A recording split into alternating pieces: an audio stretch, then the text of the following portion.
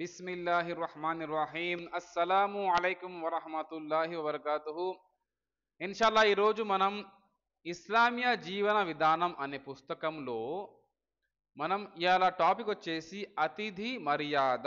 అతిథి మర్యాద గురించి మనం ఈరోజు తెలుసుకుందాం.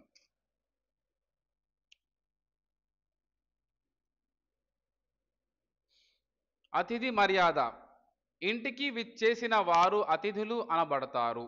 వారు అదే ప్రదేశానికి చెందిన వారైనా కానివ్వండి, లేక పరదేశీయులైనా కానివ్వండి, పరిచయమున్న వారైనా కానివ్వండి, లేక పరాయి వారైనా కానివ్వండి, వారు ఎవరినైనా వారు ఎవరినైనా కలవటానికి వచ్చిన వారైనా కానివ్వండి, లేక మరే పని మీద వచ్చిన వారైనా కానివ్వండి, ఇంకొకరి ఇళ్లకు వెళ్ళే వారందరూ అతిథులుగానే పరిగణించబడతారు.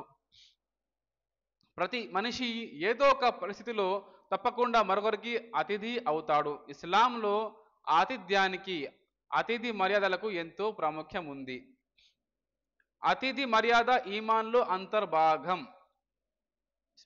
దైవ ప్రవక్త సల్లల్లాహు అలైహి వసల్లం ఇలా ప్రబోధించారు: అల్లాహ్ను అంతిమ దినాన్ని మనస్ఫూర్తిగా విశ్వసించే వ్యక్తి తన అతిథుల్ని గౌరవించాలి. సుబ్హానల్లాహ్. అల్లాహ్ను అంతిమ దినాన్ని విశ్వసించే వ్యక్తి తన బంధువుల హక్కుల్ని నెరవేర్చాలి. అల్లాహ్ను అంతిమ దినాన్ని విశ్వసించే వ్యక్తి పలికితే మంచి మాట పలకాలి లేదా మౌనం వహించాలి.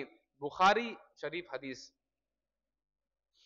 దీని ద్వారా అతిథుల్ని ఆదరించి గౌరవించడం, వారికి మర్యాదలు చేయడం ఈమాన్ విశ్వాసంలో అంతర్భాగమని తెలుస్తోంది.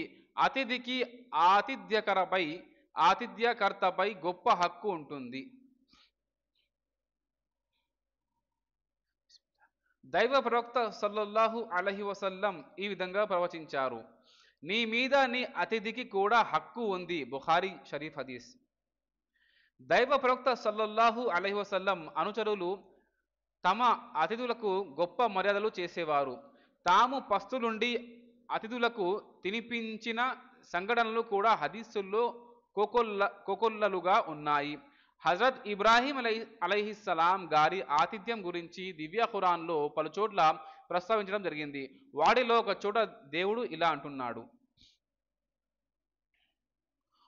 ఓ ప్రవక్త అలైహిస్సలాం, ఇబ్రాహీం అలైహిస్సలాం యొక్క గౌరవనీయులైన అతిథుల, ఓ ప్రవక్త సల్లల్లాహు అలైహి వసల్లం, ఇబ్రాహీం అలైహిస్సలాం యొక్క గౌరవనీయులైన అతిథుల గాథ నీకు చేరిందా? వారు అతని వద్దకు వచ్చి మీకు సలాం అని అన్నారు. దానికతను మీకు కూడా సలాం, ఎవరో కొత్త వరులుగా ఉన్నారే అని అన్నాడు.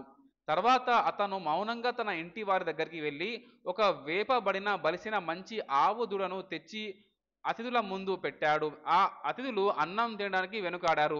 అప్పుడు అతను తన మనసులో వారి గురించి భయపడుతూ, మీరు తినరేమిటి అని అడిగాడు. అందుకు వారు అతనితో, భయపడుకు, మేము దైవదూతలం అని అన్నారు. అతనికి ఒక జ్ఞాన సంపన్నుడైన కుమారుడు జన్మిస్తాడని శుభవార్త వినిపించారు. ఖురాన్ మజీద్ సూరా నంబర్ 51 ఆయత్ 24-28 తర్జుమా. వాస్తవానికి హజరత్ ఇబ్రాహీం అలైహిస్సలాం దగ్గరికి వచ్చిన అతిథులు దైవదూతలు. కానీ ఇబ్రాహీం అలైహిస్సలాం వారిని మానవులుగా తలపోసి తన వంతు ఆతిథ్య బాధ్యతను నిర్వర్తించారు. ఈ సంఘటన ద్వారా అతిథులు, ఆతిథ్యకర్తలు పాటించవలసిన నియమాలు కొన్ని బోధపడుతున్నాయి. అతిథుల, ఆతిథ్యకర్త మధ్య సంభాషణ సలాంతో మొదలవ్వాలి. సుబ్హానల్లాహ్. ఎందుకంటే పై సంఘటనలో అతిథులు ఇంటికి రాగానే అస్సలాము అలైకుం అని అన్నారు. స్వయంగా దైవ ప్రవక్త సల్లల్లాహు అలైహి వసల్లం కూడా ఆ విధంగా సలాం చేయాలని ప్రబోధించారు. ఆతిథ్యపు హక్కు ఒక రేయి, ఒక పగలు. అతిథికి మంచి బస ఇచ్చి వెంటనే అతని భోజనానికి ఏర్పాట్లు చేయాలి. ఒకానొక సందర్భంగా దైవప్రవక్త సల్లల్లాహు అలైహి వసల్లం ప్రజలకు హితోపదేశం చేస్తూ, అల్లాహ్ను అంతిమ దినాన్ని విశ్వసించే వ్యక్తి పొరుగు వారిని గౌరవించాలి. అల్లాహ్ను అంతిమ దినాన్ని విశ్వసించే వ్యక్తి తన అతిథి హక్కుని మర్యాద పూర్వకంగా నెరవేర్చాలి అని అన్నారు. అది విని అనుచరులు అతిథి హక్కు ఏమిటని అడగ్గా అందుకు ఆయన, హక్కు అంటే ఒక రెయ్యి ఒక పగలు వరకు చేసే మర్యాద. అయితే అతిథి మర్యాద 3 రోజుల వరకు ఉంటుంది. ఆ తర్వాత అతిథికి మర్యాద చేస్తే అది సదఖా దానంగా పరిగణించబడుతుంది అని అన్నారు. బుఖారీ షరీఫ్ హదీస్ తర్జుమా. అతిథుల కోసం చేసే భోజన ఏర్పాట్లన్నీ వారికి తెలియకుండా రహస్యంగానే చేయాలి. ఎందుకంటే ఆ విషయం వారికి తెలిస్తే మొహమాటం కొద్దీ వారు వాటిని ఆపడానికి ప్రయత్నిస్తారు. అతిథులు కూర్చోవడానికి పడుకోవడానికి వారి కోసం వేరుగా ఏర్పాట్లు చేయాలి. దాంతో అతిథికి ఆతిథ్యకర్త ఇంటి వారికి ఇరువురికి ఇబ్బంది లేకుండా ఉంటుంది. అతిథితో పాటు చాలాసేపు కూర్చున్న తర్వాత ఆయన విశ్రాంతి తీసుకోవడానికి, కాలకృత్యాలు తీర్చుకోవడానికి అనువుగా ఏదైనా వంకతో అతని దగ్గర నుండి వెళ్ళిపోవాలి. అతిథులు తాము అన్నం తినలేకపోతే ఆతిథ్యకర్త మనస్సు నొచ్చకోకుండా తగిన కారణం చెప్పి మర్యాదపూర్వకంగా దాన్ని తిరస్కరించాలి. అతిథి తగిన కారణం చూపెట్టి అన్నం తిననంటే ఇక ఆతిథ్యకర్త అతన్ని బలవంత పెట్టకూడదు. పెద్ద మనసుతో అతని ఇబ్బందిని అర్థం చేసుకొని ఊరుకోవాలి. అతిథి భోజనం ఇతర కృత్యాలన్నీ తీర్చుకొని సావకాశంగా ఉన్నప్పుడు ఆతిథ్యకర్త అతిథి వచ్చిన పని ఏమిటో అడిగి తెలుసుకోవచ్చు. అతిథుల్ని రంజింపజేస్తూ వారితో నగుమోముతో పలకరించాలి. అంతేగాని వ్యర్థ ప్రేలాపనలతో వారిని విసగించకూడదు.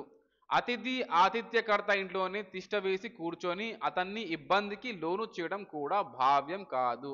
అతిథి ఆతిథ్యకర్త ఇంట్లో తన ఇంటి సమస్యల్ని వెళ్ళబోసుకోవడం, తన సొంత విషయాలు అతిథి ఆతిథ్యకర్త ఇంట్లో తన ఇంటి సమస్యల్ని వెళ్ళబోసుకోవడం, తన సొంత విషయాలు బయట పెట్టుకోవడం, ఒకరి గురించి చాడీలు చెప్పడం లాంటి కుచేష్టలకు పాల్పడకూడదు.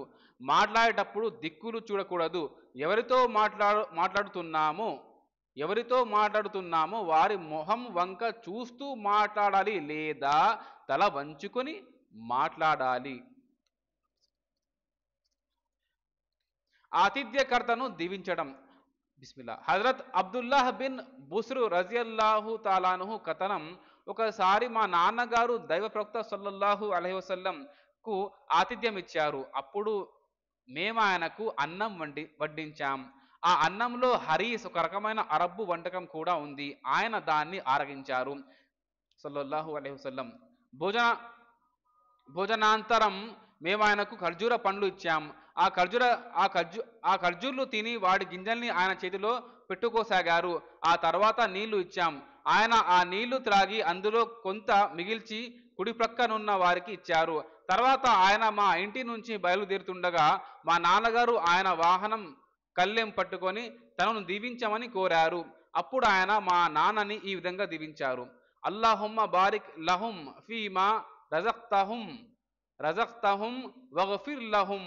వగ్ఫిర్ లహుం వర్హమ్హుం. దేవా, నీవు వీరికి ప్రసాదించే ఉపాధిలో శుభాన్ని అనుగ్రహించు, వీరిని మన్నించు, వీరి మీద దయ చూపు. సో ఇదండి ఈరోజు టాపిక్. జజాకల్లాహు ఖైరన్. అస్సలాము అలైకుం వరహమతుల్లాహి వబరకాతుహు.